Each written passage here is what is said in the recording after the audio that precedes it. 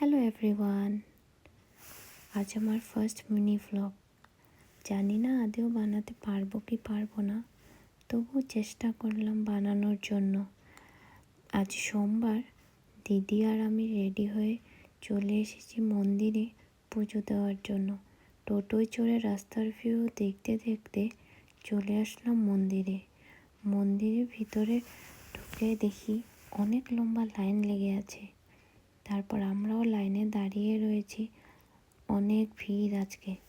অনেকক্ষণ দাঁড়ানোর পর ফাইনালি আমাদের পুজো দেওয়া কমপ্লিট হয়ে গেল।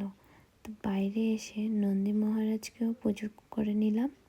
তারপর ধূপধুনা দেখিয়ে হাতে প্রসাদ নিয়ে হর হর মহাদেব বলে টোটোয় চড়ে বাড়ির দিকে চললাম।